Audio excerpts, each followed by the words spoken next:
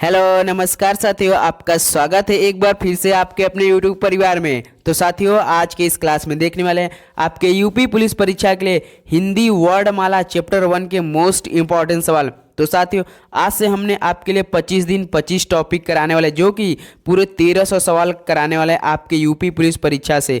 तो साथियों, आपका एग्जाम 18 फरवरी 2024 को है। तो आपके परीक्षा में पूरे 37 सवाल हिंदी के आ रहे हैं। तो साथियों, आज हम इस क्लास में कराने वाले हैं हिंदी, जो आपका चैप्टर 1 वर्णमाला होता है, उसके पूरे 50 सवाल इस क्लास में डिस्कस करने वाले। तो साथियों, अगर ये क्लास देख लिया आपने तो इससे बाहर आपके पेपर में कुछ नहीं आने वाला है। ये आपका पार्ट 1 होने वाला है, पार्ट 2 कल आएगा। तो चलिए दोस्तों, इस वीडियो को शुरू करते हैं और अपनी तैयारी भी देखिए दोस्तों, कैसा आपके परीक्षा में सवाल आने वाला है। देखिए, प्रश्न पहला दिया है, निम्नलिखित में से कौन सा मूल दीर्घ स्वर नहीं है। तो साथियों, निम्नलिखित में से कौन सा मूल दीर्घ स्वर नहीं है, तो आपका ओ नहीं है। तो ऑप्शन डी आपका हो जाएगा बिल्कुल करेक्ट ऑप्शन हो जाएगा। तो चलिए प्रश्न नंबर दूसरा देखते हैं। प्रश्न दूसरा दिया है, हिंदी में ध्वनियाँ कितने प्रकार की होती हैं। तो साथियों, हिंदी में ध्वनियाँ कितने प्रकार की होती हैं, तो आपके 2 प्रकार की होती हैं। कितने प्रकार की साथियों? 2 प्रकार की होती हैं। तो ऑप्शन ए आपका बिल्कुल करेक्ट ऑप्शन हो जाएगा। तो चलिए प्रश्न तीसरा देखते हैं। तो प्रश्न तीसरा दिया है, मात्रा के आधार पर स्वर कितने प्रकार के होते हैं। तो दोस्तों, मात्रा के आधार पर स्वर कितने प्रकार के होते हैं, तो आपके पूरे 3 प्रकार के होते हैं। कितने प्रकार साथियों? 3 प्रकार के। ऑप्शन आपका बी बिल्कुल करेक्ट ऑप्शन हो जाएगा। तो दोस्तों, जिन जिन सवाल का जवाब आपको आ रहा है हमें जरूर कमेंट कीजिएगा। तो प्रश्न 4 देखते हैं। तो प्रश्न 4 दिया, एक से अधिक वर्डों के मेल को कहते हैं। तो साथियों, एक से अधिक वर्डों के मेल को क्या कहते हैं, तो व्यंजन कहते हैं। क्या साथियों? व्यंजन। ऑप्शन सी आपका बिल्कुल करेक्ट ऑप्शन है। तो साथियों, चैप्टर वर्णमाला से आपके पेपर में 3 से 4 सवाल देखने को जरूर से जरूर मिलेगा। तो चलिए प्रश्न नंबर 5 देखते हैं। प्रश्न 5 दिया है, ई बड़ी ई च छ ज झ इ आदि का उच्चारण किससे होता है। तो दोस्तों, ई बड़ी ई च छ झ इ आदि का उच्चारण किससे होता है, तो आपका तालव्य से होता है। किससे था? जो तालव्य से होता है। ऑप्शन सी बिल्कुल करेक्ट ऑप्शन है। बिल्कुल पेपर में ऐसे ही सवाल छपने वाला है, देख लीजिएगा इस बार। तो चलिए प्रश्न नंबर 6 देखते हैं। प्रश्न 6 दिया है, निम्न में दीर्घ स्वर नहीं है। तो दोस्तों, निम्न में दीर्घ स्वर नहीं है किसमें, तो आपका बड़ी ई नहीं है। कौन साथियों? बड़ी ई आपका क्या नहीं है, दीर्घ स्वर नहीं है। तो ऑप्शन भी आपका बिल्कुल करेक्ट ऑप्शन हो जाएगा। तो चलिए प्रश्न नंबर 7 देखते हैं। प्रश्न 7 दिया है, निम्न में से अंतस्थ व्यंजन कौन सा है। तो दोस्तों, निम्न में से अंतस्थ व्यंजन कौन सा है, तो आपका वह है। कौन है साथियों? वह है। तो ऑप्शन सी आपका बिल्कुल करेक्ट ऑप्शन हो जाएगा। तो चलिए प्रश्न नंबर 8 देखते हैं। तो प्रश्न 8 दिया है, निम्न में अल्प प्राण व्यंजन कौन सा है। तो दोस्तों, निम्न में अल्प प्राण व्यंजन कौन सा है, तो आपका ग है। कौन है साथियों? ग है। तो ऑप्शन भी आपका ग बिल्कुल करेक्ट ऑप्शन हो जाएगा। तो चलिए प्रश्न नंबर 9 देखते हैं। तो प्रश्न 9 दिया है, निम्न में से घोष वर्ण कौन सा है। तो साथियों, निम्न में से घोष वर्ण कौन सा है, तो आपका ज है। कौन है साथियों? ज है आपका। क्या कौन ज क्या है? घोष वर्ण है। ऑप्शन ए आपका बिल्कुल करेक्ट ऑप्शन हो जाएगा। तो चलिए प्रश्न नंबर 10 देखते हैं। प्रश्न 10 दिया है, निम्न में ओष्ठ वर्ण कौन सा है। तो साथियों, निम्न में ओष्ठ वर्ण कौन सा है, तो आपका ऊ है। कौन है साथियों? ऊ है। तो ऑप्शन डी आपका बिल्कुल करेक्ट ऑप्शन हो जाएगा। तो चलिए प्रश्न नंबर 11 देखते हैं। तो प्रश्न 11 है, काकल्य वर्ण कौन सा है। तो दोस्तों, काकल्य वर्ण इनमें से कौन सा है, तो आपका ह है। कौन है साथियों? ह है। ऑप्शन सी आपका बिल्कुल करेक्ट ऑप्शन हो जाएगा। तो प्रश्न नंबर 12 देखते हैं। प्रश्न 12 दिया है, य का उच्चारण स्थान है। तो साथियों बताइए, य का उच्चारण स्थान कौन सा है, तो तालु है। ऑप्शन डी आप बिल्कुल करेक्ट ऑप्शन है। तो साथियों, ये आप एकदम बिल्कुल टेस्ट की तरह लीजिएगा, क्योंकि एक सवाल 2 नंबर का होता है। अगर आप टेस्ट की तरह लेंगे, अगर आपने रोज डेली हिंदी पढ़ा होगा, तो अगर आप टेस्ट की तरह लेंगे तो आपको पता चलेगा आपकी तैयारी किस लेवल पर चल रहा है। ऐसा आपको काफ़ी और भी मेहनत करने की ज़रूरत पड़ेगी अगर अच्छे से तैयारी नहीं हुई तो ऐसे पढ़ेंगे तो काफ़ी अच्छी तरीके से आपकी तैयारी हो जाएगी। तो प्रश्न 13 दीजिए, देखिए, अंतस्थ और उष्म वर्ण कितने हैं। तो दोस्तों, अंतस्थ और उष्म वर्ण कितने होते हैं, तो आपके 8 होते हैं। कौन सा थे? 8 होते हैं। तो ऑप्शन भी आपका 8 बिल्कुल करेक्ट ऑप्शन हो जाएगा। तो चलिए प्रश्न नंबर 14 देखते हैं। प्रश्न 14 दिया है, निम्नलिखित में से कौन ट वर्ग में नहीं है? तो साथियों बताइए निम्नलिखित में से ट वर्ग में नहीं है तो आपका ध नहीं है। कौन साथियों? ध नहीं है। तो ऑप्शन सी आपका बिल्कुल करेक्ट ऑप्शन हो जाएगा। तो चलिए प्रश्न नंबर 15 देखते हैं। प्रश्न 15 दिया है, हिंदी भाषा की कुल वर्ण लिपियां है। तो साथियों बताइए हिंदी भाषा की कुल वर्ण लिपियां कितनी है? तो 52 है। कितनी साथियों? 52 है। इस पे स्टार लगाइए क्योंकि ये सवाल आपकी परीक्षा में आने वाले हैं। ये मोस्ट इंपॉर्टेंट सवाल आपके लिए होने वाला है। तो ऑप्शन से 52 बिल्कुल करेक्ट ऑप्शन है। तो प्रश्न नंबर 16 देखते हैं, जिनकी ध्वनि केवल मुख से निकलती है वे हैं। तो साथियों जिनकी ध्वनि केवल मुख से निकलती है वे क्या कहलाती हैं? तो निर्नुनासिक स्वर कहलाती है। क्या साथियों? निर्नुनासिक स्वर कहलाती हैं। ऑप्शन डी आपका बिल्कुल करेक्ट ऑप्शन हो जाएगा। तो प्रश्न नंबर 17 देखते हैं, अर्धवृत्त स्वर है। तो साथियों अर्धविवृत्त स्वर कौन सी है? तो आपका ए है। कौन है साथियों? ए है। तो ऑप्शन भी आपका बिल्कुल करेक्ट ऑप्शन हो जाएगा। तो चलिए प्रश्न 18 देखते हैं। प्रश्न 18 दिया, सभी स्पर्श व्यंजन कौन से वर्ग में है? तो साथियों सभी स्पर्श व्यंजन कौन से वर्ग में है? तो आपके क च पद है। क्या साथियों? क च प और द क्या है ये? स्पर्श व्यंजन के वर्ग में है। तो ऑप्शन सी बिल्कुल करेक्ट ऑप्शन है। तो प्रश्न 19 देखते हैं, सभी महाप्राण वर्ण वाला वर्ग है। तो साथियों सभी महाप्राण वर्णों वाला वर्ग कौन सा है? तो आपका जो क छ ठ है। क्या साथियों? क छ ठ ये क्या है? सभी महाप्राण वाले वर्ग वाले हैं जो वर्ण होते हैं। तो ऑप्शन ए आपका बिल्कुल करेक्ट ऑप्शन हो जाएगा। तो प्रश्न नंबर 20 देखते हैं, प फ ब भ म व्यंजन होते हैं। तो साथियों प फ ब भ म कौन से व्यंजन होते हैं? तो आपके ये होते हैं ओष्ठ व्यंजन होते हैं। कौन सा थे? ओष्ठ व्यंजन होते हैं। ऑप्शन बी ओष्ठ बिल्कुल करेक्ट ऑप्शन हो जाएगा। तो प्रश्न 21 देखते हैं। तो प्रश्न 21 दिया है, दो व्यंजन जब एक साथ मिलते हैं जो क्या कहलाते हैं? तो साथियों दो व्यंजन जब एक साथ मिलते हैं जो क्या कहलाते हैं? तो आपके संयुक्त व्यंजन कहलाते हैं। क्या साथियों? संयुक्त व्यंजन कहलाते हैं। ऑप्शन ए आपका बिल्कुल करेक्ट ऑप्शन हो जाएगा। तो प्रश्न नंबर 22 देखते हैं, वर्ण तालिका के अनुसार ह्रस्व दीर्घ और प्लुत क्या है? तो दोस्तों वर्ण तालिका के अनुसार ह्रस्व दीर्घ और प्लुत क्या है? तो आपका स्वर है। ये क्या है साथियों? स्वर है ये। तो ऑप्शन आपका ए बिल्कुल करेक्ट ऑप्शन हो जाएगा। तो चलिए प्रश्न 23 देखते हैं। प्रश्न 23 दिया, स्पर्श व्यंजन कंठ ध्वनि अघोष और महाप्राण ध्वनि है। तो साथियों स्पर्श व्यंजन कंठ ध्वनि अघोष और महाप्राण ध्वनि है। तो कौन सी है? ख है। कौन साथियों? ख होती है। तो ऑप्शन सी आपका बिल्कुल करेक्ट ऑप्शन हो जाएगा। तो चलिए प्रश्न नंबर 24 देखते हैं, दंतोष्ठ ध्वनि कौन सी है? तो साथियों दंतोष्ठ ध्वनि कौन सी है? तो वह है। कौन है साथियों? वह क्या होती है? दंतोष्ठ ध्वनि होती है। ऑप्शन ए आपका बिल्कुल करेक्ट ऑप्शन हो जाएगा। तो चलिए प्रश्न नंबर 25 देखते हैं। प्रश्न 25 दिया, हिंदी वर्णमाला में ऊष्म व्यंजन कौन से है? तो साथियों हिंदी वर्णमाला में ऊष्म व्यंजन कौन से है? तो आपका स है, जिसपे थोड़ा कठिन बोलने में, जैसे स ह बोलने में क्या हो रहा है? थोड़ा कठिन होता है। तो उसमें ऊष्म व्यंजन कौन से जिसमें गर्मी पैदा हो?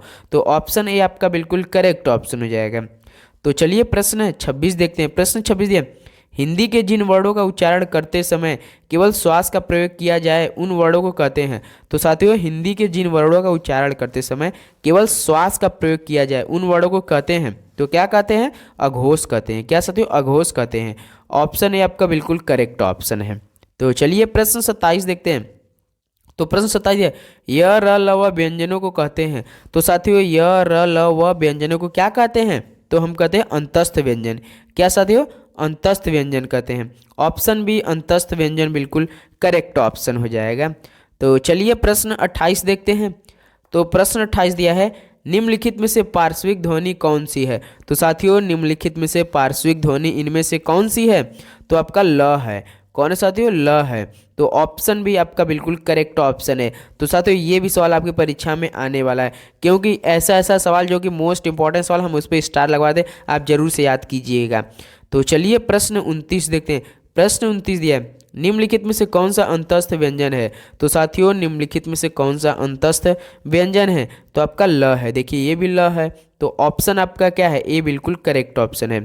तो चलिए प्रश्न नंबर 30 देखते हैं। प्रश्न 30 दिया है, निम्नलिखित में से कौन सा स्वर कंठ तालव्य है? तो साथियों निम्नलिखित में से कौन सा स्वर कंठ तालव्य है? तो आपका ए है। क्या है साथियों?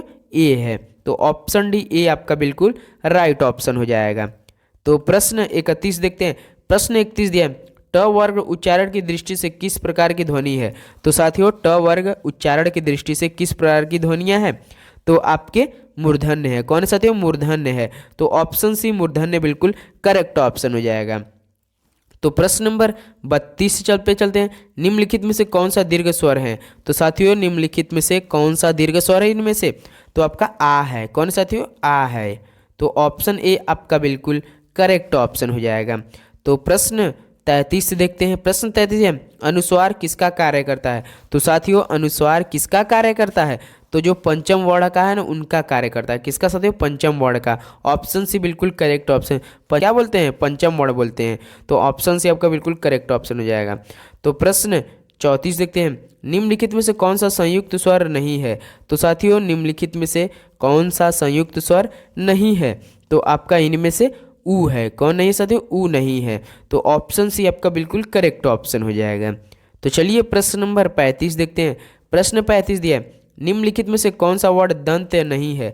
तो साथियों निम्नलिखित में से कौन सा वर्ड दंत नहीं इनमें से? तो आपका यह नहीं है। कौन है साथियों? यह नहीं है। तो ऑप्शन डी आपका बिल्कुल करेक्ट ऑप्शन हो जाएगा। तो प्रश्न नंबर 36 देखते हैं। प्रश्न 36 दिया है, निम्नलिखित में से कंठ ध्वनियाँ कौन सी है? तो साथियों निम्नलिखित में से कंठ ध्वनियाँ कौन सी है? तो आपका क और ख है। कौन साथियों? क और ख है। तो ऑप्शन आपका ए बिल्कुल सही जवाब है।